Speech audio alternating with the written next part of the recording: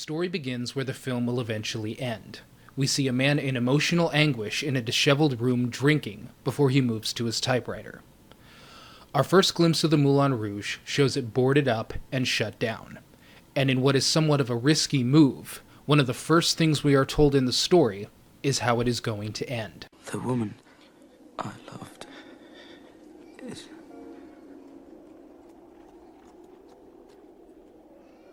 dead.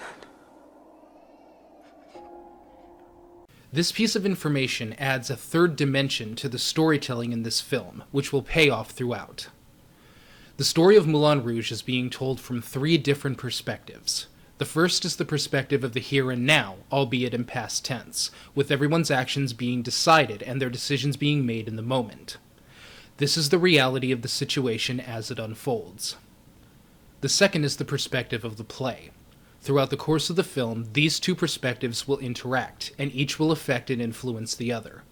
What happens in the play will help shape and determine what happens in reality, and what happens in reality will help shape and determine what happens in the play. This will be consistent in the film straight through to the end where their paths will diverge. Which brings us to the final perspective, that of Christian sitting at his typewriter, telling this story in retrospect. This perspective is the tragedy that permeates the entire film, for this perspective is immutable. Unlike the other two, it does not and cannot affect anything in reality. No matter what happens in the other two perspectives, no matter what decisions are made or what courses the other two will take, this is going to end tragically. Giving us this information ahead of time adds a constant weight, I feel, to the story that unfolds, because we are constantly aware of the inevitability of the tragedy for all of these people. And it makes the good moments in the film all the more precious, and at the same time all the more tragic for us. As Christian tells his story, we are taken back in time a year where he first arrived at the Moulin Rouge. He arrives against the wishes of his father, who insists that he is a foolhardy dreamer who is making the decision to ruin his life. Christian is an Orphean poet who wants nothing more than to share his heart and fall in love. At this point, however, he has never been in love. He has come to France to live a penniless existence and to write about beauty, freedom, truth, and above all things, love. As he settles into his room, a sleeping man crashes through his ceiling, followed soon after by Toulouse-Lautrec, who explains that they were rehearsing a play, but that the Argentinian suffers from narcolepsy. With him out of commission for the moment, they call upon Christian to stand in for him for the time being. As they work out the kinks in the play, they have difficulty adding lyrics to one of the play's songs. The hills chanting the hills are there. Frank is living in my family.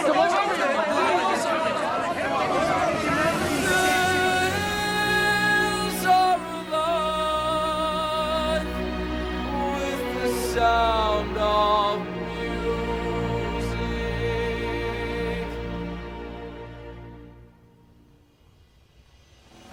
Whoa! The hills are alive with the sound of music. I love it! The hills are alive with the sound Of music. It fits perfectly. With songs they have sung for 1,000 years.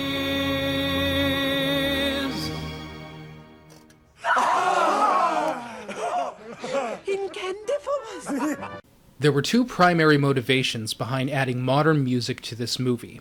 For the character Christian, it was to indicate to the audience that what he is saying to these people is something new and extraordinary to them. By now, the sound of music is fairly commonplace for most people in our day and age, and it is considered to be representative of the best in musicals. But for the Bohemians, this is something extraordinary. By using modern classics for Christian's poetry, the audience is aware of the magnitude of what he is saying to these people who have never heard it before. Commonplace to us, but out of this world for them. After Christian's contributions, the Bohemians are impressed, and they suggest that Christian and their writer work together to finish Spectacular Spectacular, which is the name of their play. Their head writer is insulted by this suggestion and quits immediately, so the Bohemians recruit Christian to write the innovative play they have always dreamed of making. All that remains now is to convince Ziedler, the head of the Moulin Rouge, to accept Christian as the new writer. But Toulouse had a plan. Satine. They would dress me in the Argentinian's best suit and pass me off as a famous English writer. Once Satine heard my modern poetry, she would be astounded and insist to Zidler that I write spectacular. The only problem was I kept hearing my father's voice in my head. End up wasting your life at the Moulin Rouge with a cancan I can't write the show for the Moulin Rouge. Why not? I don't even know if I am a true Bohemian revolutionary. Do you believe in beauty? Yes? Freedom, Yes, of course. Truth? Yes? love. Love. Love. Above all things, I believe in love. Love is like oxygen. Love is a many splendid thing. Love lifts us up where we belong. All you need is love. Oh, see, you can't fool us. You're the voice of the children of the revolution. We can't be fooled. With the plan in motion, they make their way to Zidler, and it is here that we are introduced to the setting of Moulin Rouge for the first time, with lots of dance numbers and more familiar songs.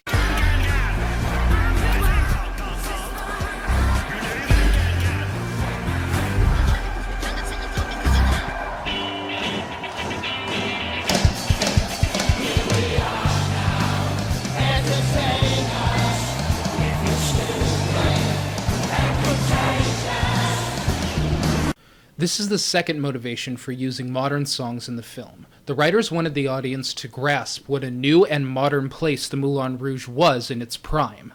Had they used songs from the 1900s, the setting would have been read by the audience as old-fashioned and out of date. But by playing music familiar to us, they conveyed the setting perfectly to the modern audience. This is what the Moulin Rouge would have sounded like to the people in the 1900s, and if you had been to the Moulin Rouge yourself in its prime, this is what it would have sounded like to you. We are then introduced to two more characters, Satine, the star of the Moulin Rouge, and Harold Zidler, who strangely enough is both Satine's father figure and her pimp. Satine is a prisoner, whose prison is a palace. She has the adoration of men far and wide, who come to the Moulin Rouge to spend ridiculous amounts of money simply to be close to her. She is adorned with the finest jewels and clothing the period has to offer. Satine is quite possibly the world's most beloved whore. But she is a whore nonetheless. What Satine desires is to become a legitimate actress, which is more than compatible with Zidler, who recently decided to turn the Moulin Rouge from a nightclub into a legitimate theater. The man who will finance this renovation is known as the Duke. Satine must seduce and convince him to invest in their new production in order to transform the Moulin Rouge as they'd like. But when Satine asks Zidler to point the Duke out in a crowd, a misunderstanding occurs. Is the Duke here, Harold? Would Daddy let you down? Tell me, sorry. Where is he? He's the one to lose is shaking a hanky at. Excuse me, Kristen. May I borrow?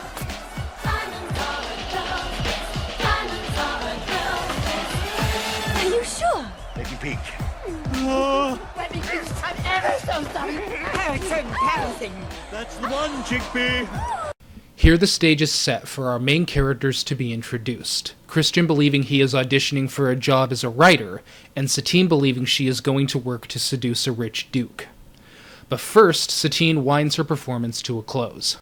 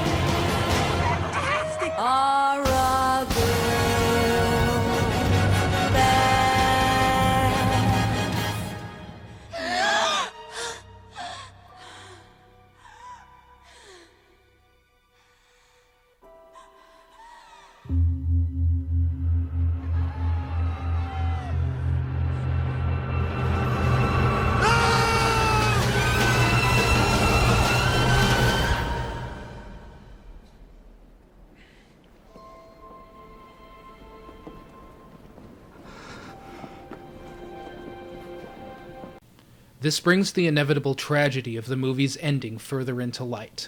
Now the audience is aware that Satine's death will not be due to anything that might have been avoidable, such as an accident or something that could have been prevented. Satine's death is an unstoppable force. Satine is revived and is ready to begin her work, just as Christian is ready to begin his. As the scene plays out, we are then taken through the storytelling strategy of high comedy, seamlessly transitioning to very serious and tender moments. Our principal characters begin their meeting with a facade, but as Christian begins speaking from his heart, the facade drops away, and all our characters know is the love that they feel for each other. Poetry. Yes. Yes. Yes, this is what I want, naughty words. I don't... Oh, naughty! I don't have much money, but boy, if I did, I'd buy a big house where we both could live. So bad. If I were a sculptor, but then again, no. Or a man who makes potions at a traveling show. Oh, don't stop. I know it's not much. Give me more. Yes, yes, yes, yes. Oh, But it's the best I can do. naughty, don't stop. Yes, yes, yes. My gift is my song. And this one's for you. And you can tell everybody that this is your song. It may be quite simple, but now that it's done, hope you don't mind, I hope you don't mind that I put down in words how wonderful life is now you're in the world.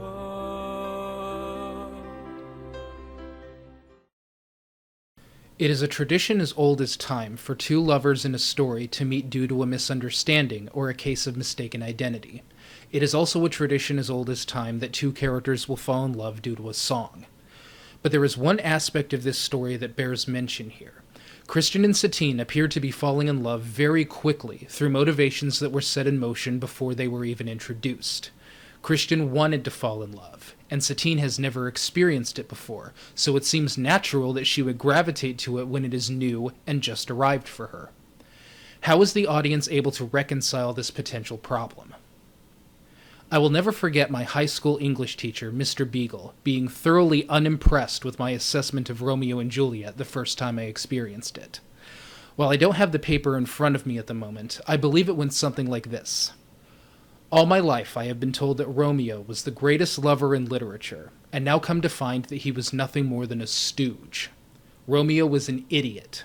He decided that Juliet was worth dying for within days of meeting her. And in what might be considered to be the first Confused Matthew review, I concluded that if their tale hadn't ended in tragedy, it would have ended in divorce. Mr. Beagle took me through the problems with that assessment with the patience of a saint. He said, "You're judging these characters' love for each other as unbelievable because it's not following the plan expected of it. Nothing is falling into place for you as you believe it should fall. They have to know each other for a certain amount of time. They have to know something about each other other than the fact that when they look into each other's eyes, they're in love." Had Romeo and Juliet survived and their union ended in divorce, what of it? The love they felt for each other at the time was as real as anything they had ever felt before. You deem their love for each other as false because it isn't playing by your rules. And then he said something to me that I will never forget. True love is impetuous.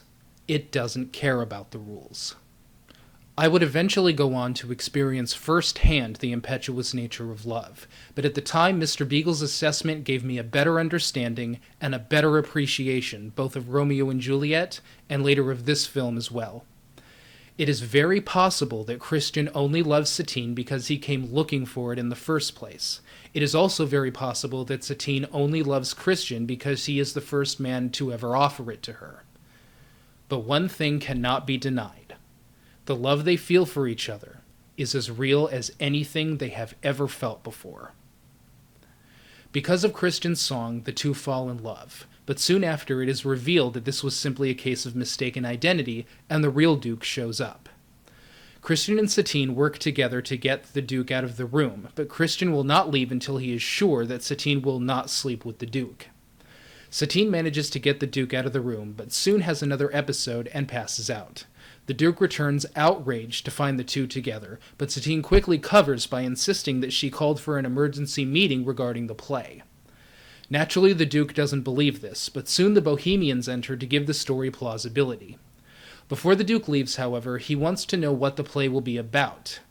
Everyone in the room blanks on the issue when Christian decides to write the story on the spot. It's about love. Love? It's about love. Overcoming all obstacles. And there's a courtesan. The most beautiful courtesan in all the world. But her kingdom's invaded by an evil Maharaja. Now, in order to save her kingdom, she has to seduce the evil Maharaja. But on the night of the seduction, she mistakes a penniless sitar player for the evil Maharaja, and she falls in love with him. He wasn't trying to trick her or anything, but he was dressed as a Maharaja because he's appearing in a play. Understand that this is no mere foreshadowing, and it is not merely an exercise of Christian dictating his own reality. Christian is providing a blueprint for everyone in the room on how he would like his story to unfold, and what they have to do in order to make this reality happen, both in the play and in reality. The play is Christian's tool for shaping the end of his own story the way he would like. Soon the gang go into a song and dance to convince the Duke that this will be the most modern and the most lucrative play he could possibly invest in. So exciting, so delighting, Yes, but what happens in the end? The way Christian answers this question is very important. The courtesan and sitar man are pulled apart by an evil plan. But in the end, she hears his song. And their love is just too strong. This is the way Christian would have both stories end, both the play and the reality that he participates in.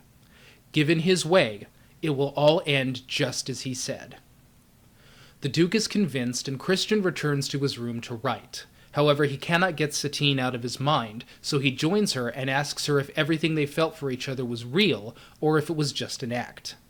The following scene demonstrates the differences between these two characters. I wondered if If it was just an act. Yes. Of course.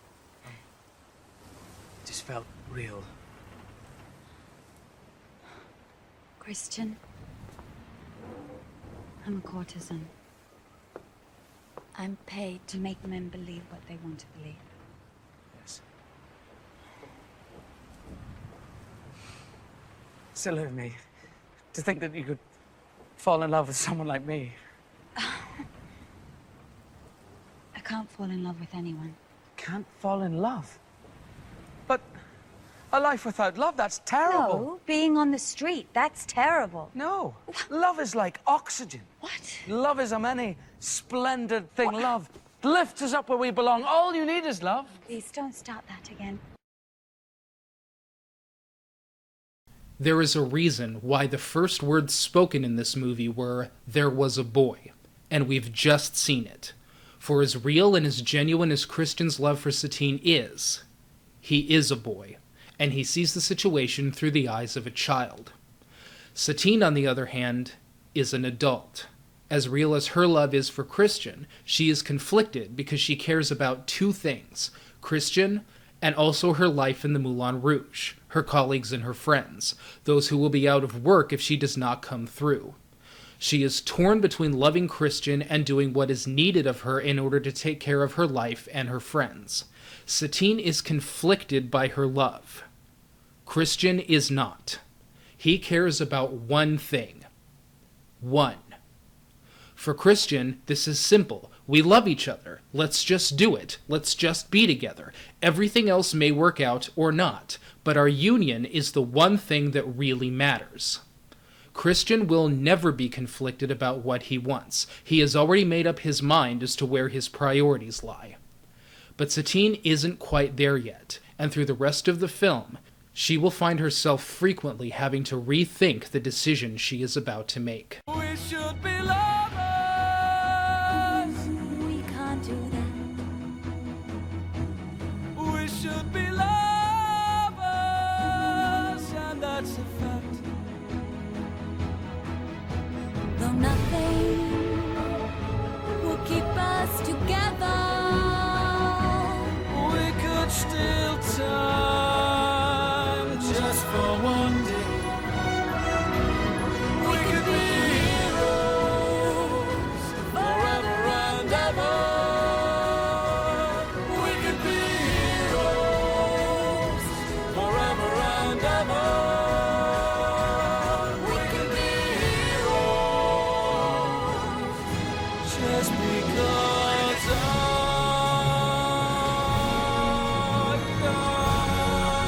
will always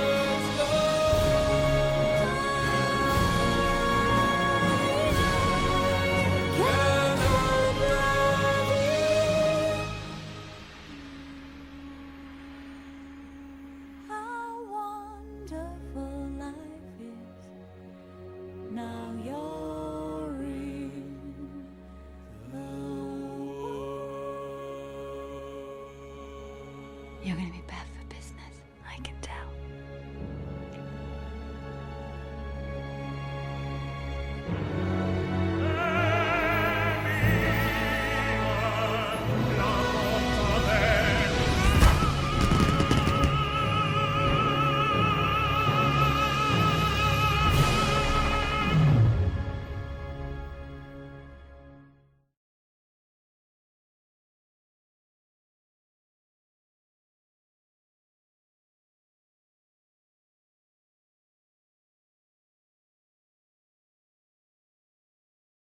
Christian and Satine have now consented to be together, but while both their love is real, Christian's commitment is absolute, while Satine's still remains tentative.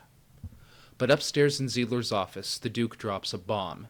In return for financing the renovations to the Moulin Rouge, he demands that Ziegler sign a contract binding Satine to him exclusively, and he will hold the deeds to the Moulin Rouge as collateral. Don't think that I'm naive, Ziegler. I shall hold the deeds to the Moulin Rouge, and if there are any shenanigans, my manservant Warner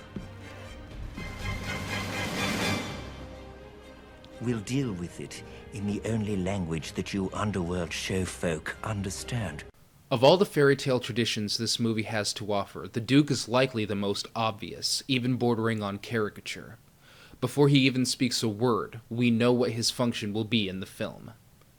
He is the jerk, who exists solely to be the jerk, so that he can get his comeuppance in the end. However, as the film plays out, an extra dimension will be added to the Duke, seldom seen in fairy tales, but for now, we know exactly who he is based on the visuals alone. The deal is made, and the conversion of the Moulin Rouge is underway. The play will go ahead as written, with the Argentinian playing the penniless sitar player, and Harold Ziegler playing the evil Maharaja. With the stakes of being caught now raised to blinding heights, Christian and Satine now begin their love affair under the nose of the Duke. Mademoiselle Satine, I haven't quite finished writing that new scene. Will the lovers be meeting at the sitar player's humble abode scene? And I wondered if I could work on it with you later tonight. But, my dear, I've arranged a magnificent supper for us in the Gothic Tower. Well, it's not important. We could work on it tomorrow. Oh, how dare you! It cannot wait until tomorrow. The lovers will be meeting in the sitar player's humble abode scene. It's the most important in the production. We will work on it tonight until I am completely satisfied. But my dear... Dear Duke! Excuse me. I'm sorry. This goes on for some time, with the Duke being promised a night with Satine, but constantly, though legitimately, being kept at arm's length, until finally, his patience runs out. My dear Duke, everything is arranged for that special supper in the Gothic Tower tonight. Might as well eat it yourself, Ziegler. Her affections are waning. Impossible. I understand how important her work is to her, but she's always at it with that damn writer. If I don't see her tonight, I'm very well leaving. No, dear Duke. I'll insist Satine takes the night off. All right, all right. 8 o'clock, then. With Ziegler being most affected by the possibility of failure, he confronts Satine on her love affair with Christian, and Satine's explanation shows her love still in conflict, as her answer may well contain a half-truth. It's nothing. It's just an infatuation. It's nothing. The line between mature love and childish infatuation is still blurred for Satine, and to steady herself from being swept away by love is still proving difficult. Satine intends to confront Christian on this new development, but before she can, she has another episode and is put out of commission until the next day. Both Christian and the Duke wait for Satine, but she never arrives for either. With the Duke's patience at its end, he intends to leave altogether and take the deeds to the Moulin Rouge with him. And with Ziegler out of ideas, he blurts out the first explanation that comes into his mind. The Duke's leaving! She's confessing! Confessing? What kind of imbecile do you take me for, Ziegler? The story is a hard sell. So hard, in fact, that Ziegler didn't even seem to buy the story even as he shouted it from the top of his lungs. Soon, however, the scene transitions into a comical song and dance number where the Duke is convinced that Satine only wishes to purify herself for him, and that the weight is only priming him for something amazing. The Duke is satisfied for the time being, but the next morning, Satine tries to reconcile the situation. The conflict between doing what her heart tells her, and in doing the right thing. We have to end it. Everyone knows. Harold knows. Sooner or later, the Duke will find out too.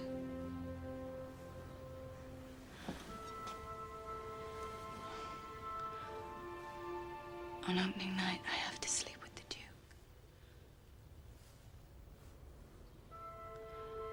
And the jealousy will drive you mad.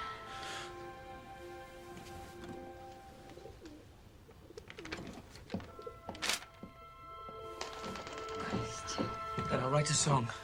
And we'll put it in the show, and no matter how bad things get, or whatever happens, whenever you hear it, or when you sing it, or whistle it, or hum it, or then you'll know it. It'll mean that we love one another. I won't get jealous. Things don't work that way, Christian. We have to end it. Never knew I could feel like this. Like I've never seen the sky before. And so another element is added to the play, and to reality as well. The lovers now have their secret song that above all else will remind them of their true love for one another. And so the two continue their love affair despite the added risk. But as the play is rehearsed and screened for the Duke, our story takes a unique and original turn. This ending's silly. Why would the courtesan go for the penniless writer? Whoops. I mean, sitar player.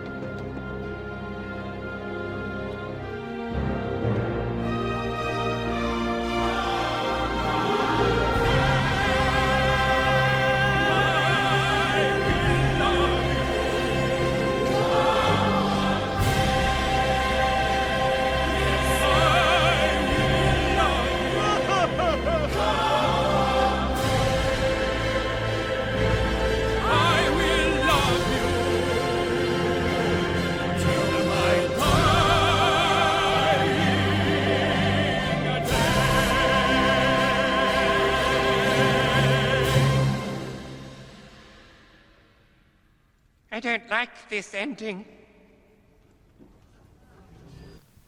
The Duke. The jerk of our story, who exists solely to be the jerk so that he can get his comeuppance in the end, has just been informed that he is the jerk of our story, who exists solely to be the jerk so that he can get his comeuppance in the end. And he has something to say about that. Why would the courtesan choose a penniless sitar player over the Maharaja, who is offering a lifetime of security? That's real love. Once the sitar player has satisfied his lust, he will leave the courtesan with nothing. I suggest that in the end, the courtesan choose the Maharaja. In fairy tales, the villain and his motivations are often black and white, and the Duke is certainly no different. However, this revelation gives him an opportunity that few, if any, villains in a fairy tale ever gets: the opportunity to advocate for his own side. And just as with many of the elements in the film, his explanation is not entirely wrong. For however nefarious a character the Duke is, the one thing he has never been in this movie is a liar. These people knew exactly who and what he was from the moment they made a deal with him. Even if he is an evil Maharaja, that is exactly what they asked for, and that is what they got. No, the Duke is not offering Satine love, but he is offering her everything else. Moreover, his suggestion that Christian, the penniless sitar player, may satisfy Satine's lust and then leave her with nothing has a real plausibility. It remains to be seen what will become of their love affair after the novelty is worn off. What the Duke suggests here, while not being certain, is nevertheless a real possibility. Our villain is fundamentally in the wrong, without being wrong completely, and it is a unique form to give a character like this a chance to speak up for himself, and present an alternative view to a situation as seemingly straightforward as love conquering all. And then comes a moment that changes everything. But, Tommy! Tommy, but that ending does not uphold the bohemian ideals of truth, beauty, freedom. I don't care about your ridiculous dogma! Why shouldn't the courtesan choose the Maharaja? Because she doesn't love you!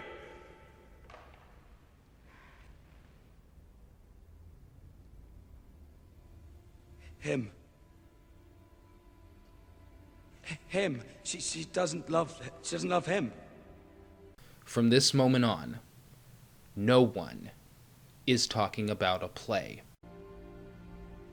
Monsieur Ziedler, this ending will be rewritten, with the courtesan choosing the Maharaja, and without the lover's secret song. It will be rehearsed in the morning, ready for the opening tomorrow night.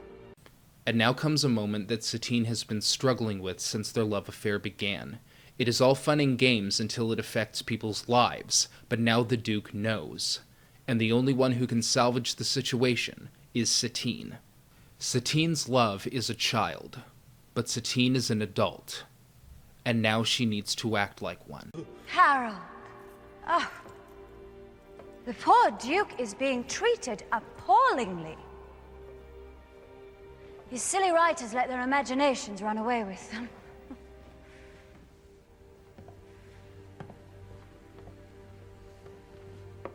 Now, why don't you and I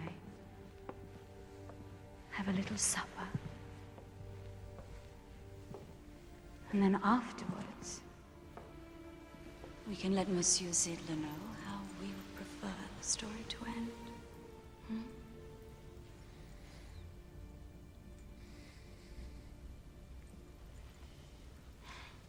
Satine must sleep with the Duke in order to save everyone and everything she cares about. Christian cares only about one thing. I don't want you to sleep with him. He could destroy everything.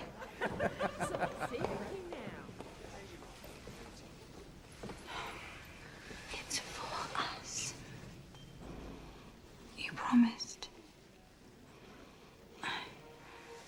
You promised me you wouldn't be jealous.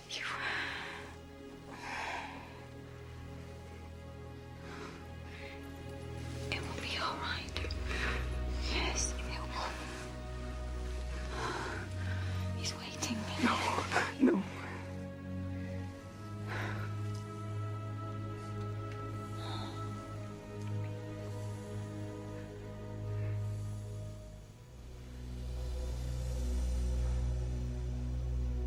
Come. What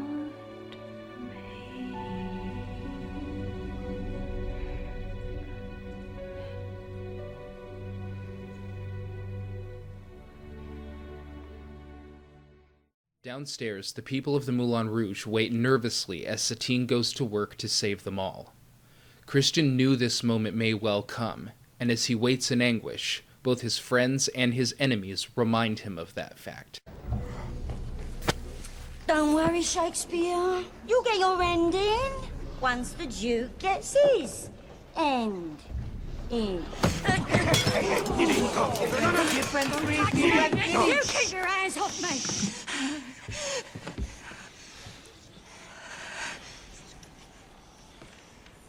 Never fall in love with a woman who sells herself. It always ends bad! The scene then transitions to being acted out through song and dance in what amounts to possibly being the most serious moment in the film.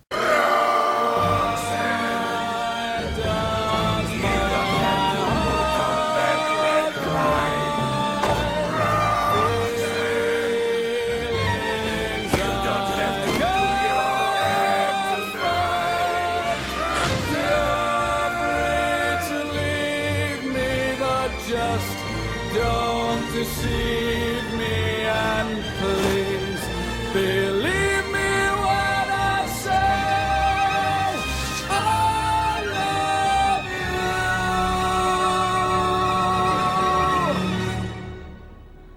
Come what may,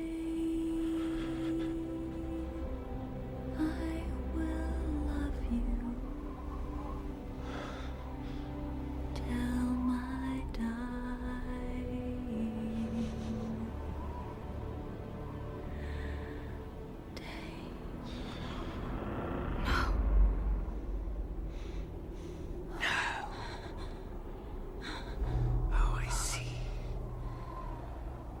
It's our very own penniless sitar player.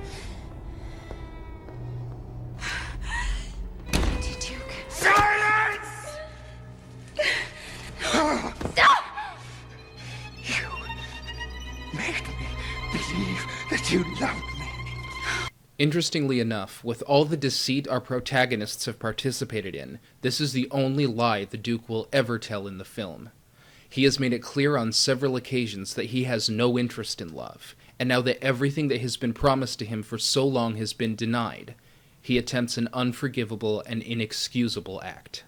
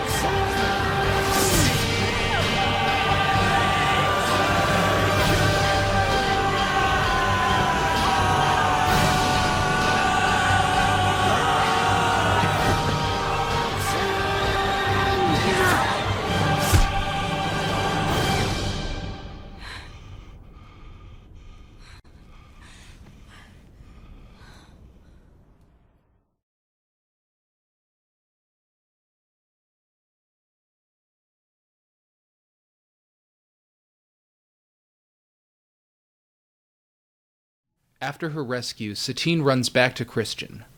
Knowing all that was at stake and all that they would lose if she didn't come through, she simply couldn't bring herself to do it. Satine is tired of lying, tired of pretending, tired of the show. As Christian has cared of only one thing since meeting Satine, he goes for the natural solution. They will simply run away together. To hell with the show and to hell with the Moulin Rouge. Satine agrees and returns to her room to pack her things, but in Ziedler's office, the Duke makes his final play. It's the boy. He has bewitched her with words. I want her back, Ziedler. Find her. Tell her that the show will end my way, and she will come to me when the curtain falls. Or I'll have the boy killed. Killed.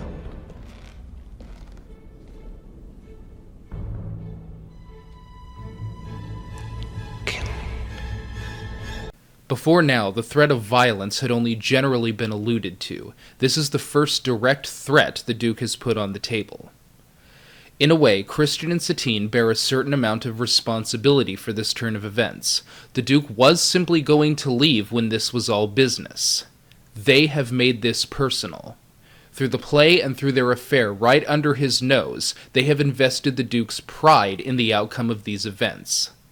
Now the Duke is the evil Maharaja, and he is not going to lose this battle to a penniless sitar player.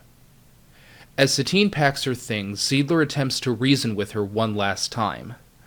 For his part, he shares a similar conflict with Satine. He too loves Satine, though in a way a father would love a daughter. But he also must think of what is best for the Moulin Rouge and everyone in it. For the moment, Zeidler has made his decision, that the greater good is more important than Satine's happiness with Christian. He tells her of the Duke's threat, but even this is not enough to make Satine waver from her decision to leave, and so he resorts to the only information that will. He tells her that she is dying, a fact he's known for some time but withheld from her in order to protect her. Satine is now aware of two things, the inevitability of her own demise, and also the inevitability of Christian's pain. To lose Satine would be to lose everything for him, and to bear the burden of her death may be more than he can stand.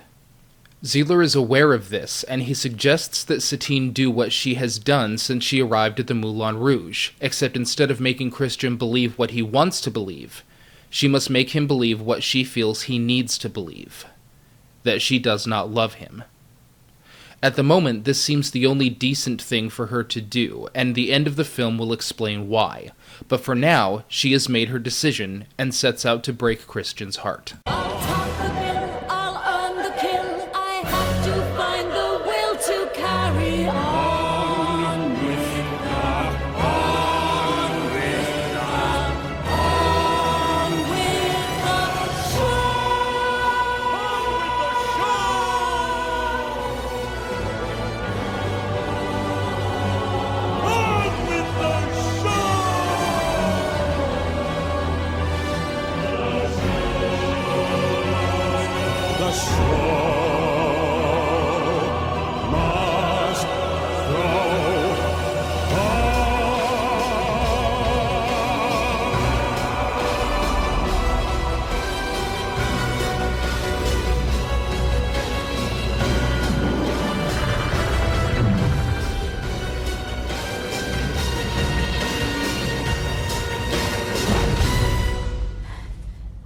Satine tells Christian that after their deal, the Duke came to her and offered her everything, with the stipulation that she can never see Christian again.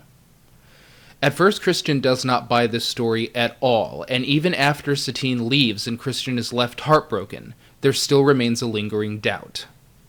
Toulouse doesn't buy this story at all, and he tells Christian so. With every fiber of his being, he knows that Satine loves him. This lights a fire in Christian, and he must be sure of what's going on. So that night, as the play goes on, Christian sets out to confront Satine and get to the truth. At the Moulin Rouge, the play goes on with the Duke's ending in mind. Toulouse still tries to understand why Satine would leave Christian when he overhears Zeidler talking to the Duke's manservant. The boy's here. I told Satine that if Christian were to come near her, he would be killed. He very soon will be. Toulouse now knows the truth, and he sets out to find Christian. As Christian sneaks into the Moulin Rouge, the Argentinian falls asleep, and Christian steals his costume. He finds Satine behind the scenes and demands that he be able to pay her for her services. Satine tries desperately to push him away, as Toulouse tries desperately to shout the truth to him. Let me pay! Let me pay! Open the... Tell me it wasn't real! Tell me it!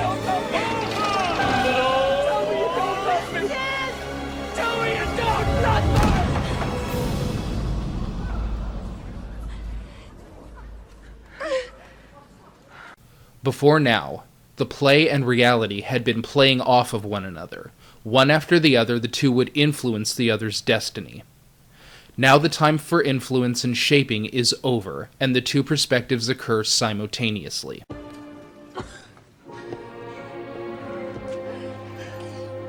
This woman is yours now. paid my whore. I owe you nothing. And you're nothing to me.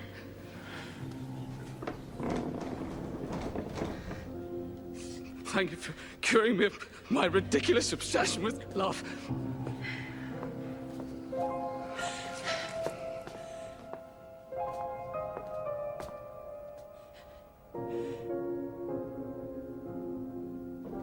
And with this, Christian leaves for the exit. But before he reaches the door, Toulouse shouts what for Christian was the most important line in his play. The greatest thing you'll ever learn is just to love, and be loved in return. Hearing these words, Satine gives us the reverse of what Christian intended in his play. In his version, the courtesan would hear the sitar player's song, and all would be mended. This would have been an easy ending for Christian, as his heart has always been in that ending the whole time. But with the situation now reversed, and Satine singing the song to him, we know she has once and for all made her decision. And she chooses love. As Christian listens to her song, he slowly comes back to the play, and back to the reality that he was about to leave. The two are now completely dedicated to each other no matter what. But as the play comes to a close, the Duke's manservant still attempts to kill Christian, even as the play goes on. With the climax of both perspectives closing, everyone involved in the situation now chooses a side. The Bohemians will rush on stage to stand with Christian and Satine, while the Duke and his manservant remain on the opposite side of the curtain. The only person who has not yet made up their mind is Ziedler. While tentatively siding with the Duke, he still remains in conflict as to which side he will ultimately take. Finally, both the play and the reality come to a close. Both will either succeed or fail in this one same moment. No matter what you say.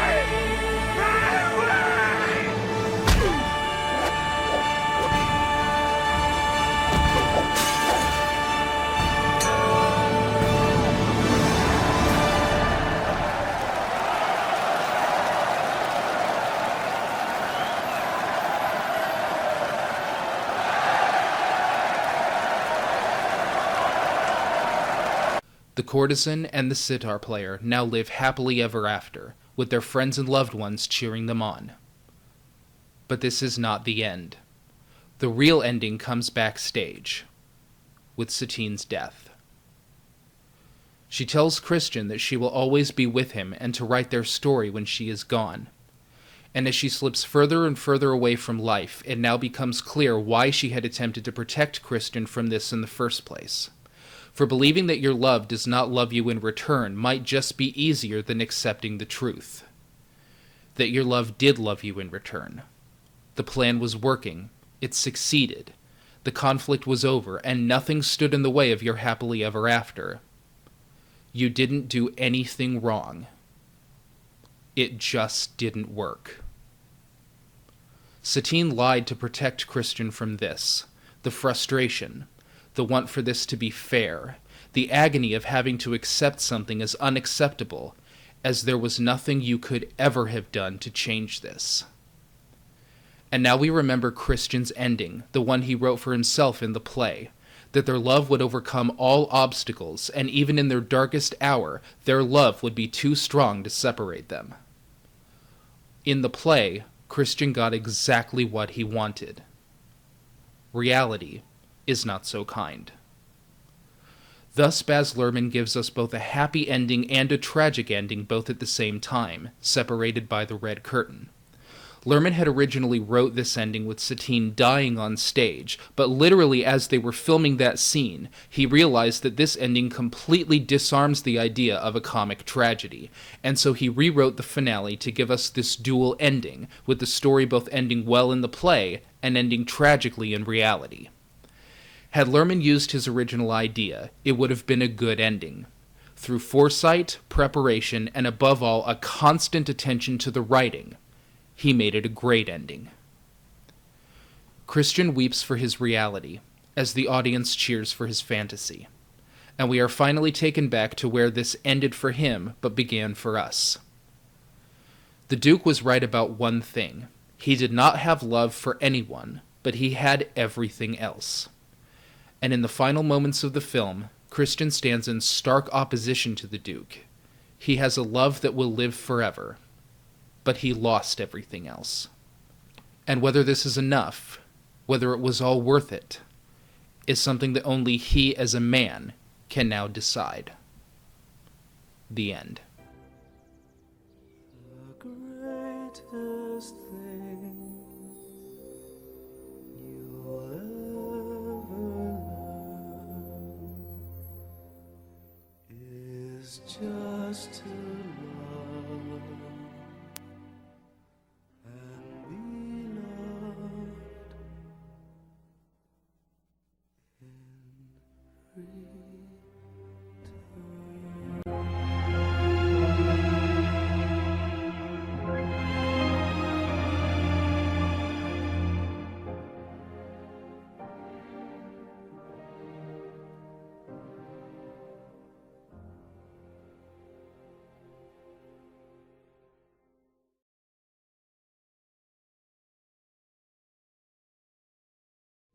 This epilogue was originally going to function as the intro to this review, the part where I explain what I look for and why I value certain aspects of the film, but most importantly, the answers to the obvious questions the review would raise.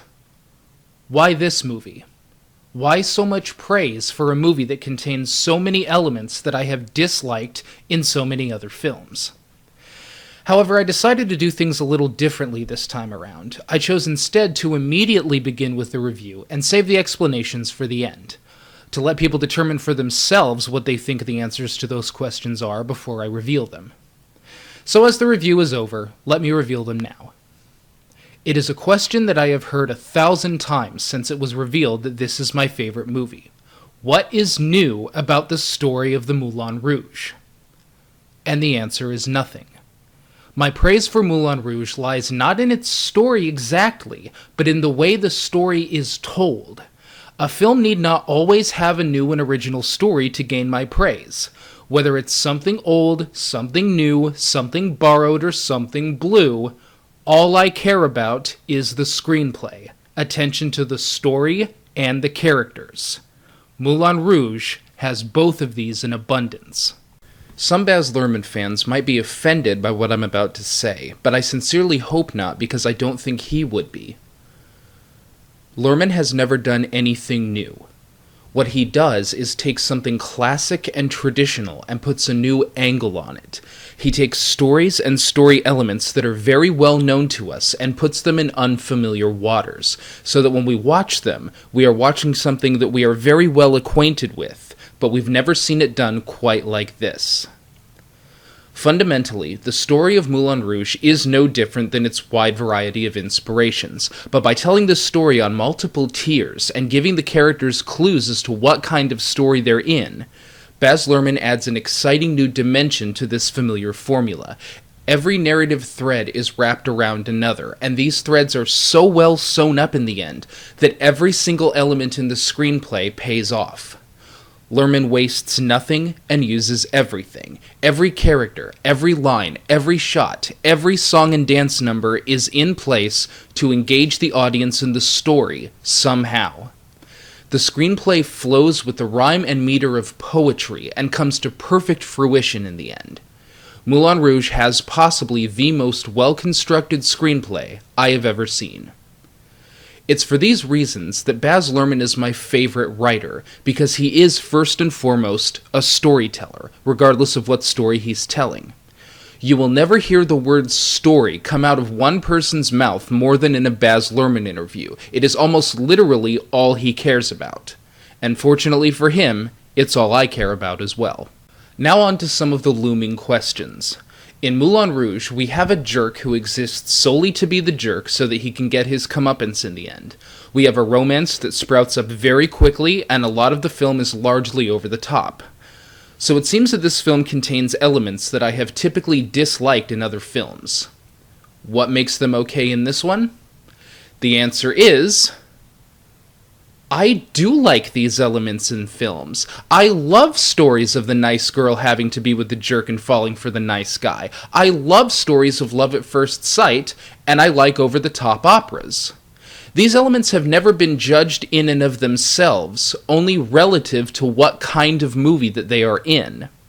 The only time I dislike these elements is when they are done in a way that is either bad, out of place, or brings nothing new to the table. In fact, the reason I have been so critical of these elements in other movies is because I love them so much. It hurts me when people do them badly. My original assessment of Romeo and Juliet was absolutely wrong because I was judging the play in a different context than it was intended. Romeo and Juliet, like Moulin Rouge, was a story about love. Since I hadn't had much experience with that topic, I just naturally assumed that if love is real, you are always going to fall in love with the right person. What I didn't realize was that Romeo and Juliet was a story about a specific kind of love. Impetuous love. Love that isn't necessarily even correct, but nevertheless is real. Love is not always reasonable. It can be reasonable, and many times it is. Sometimes things just work out. Sometimes you meet the right boy or girl, there are no problems, and everything works out happily ever after. Romeo and Juliet deals with one particular kind of love, where the love is real, but the circumstances are working against it. In both Romeo and Juliet and Moulin Rouge, the couples of the films deal with love at first sight, the kind of love that comes at you in a flash, and maybe that flash has blinded you to what the relationship even really is. It's love in the moment that seems to take precedent over all other things, sometimes even life.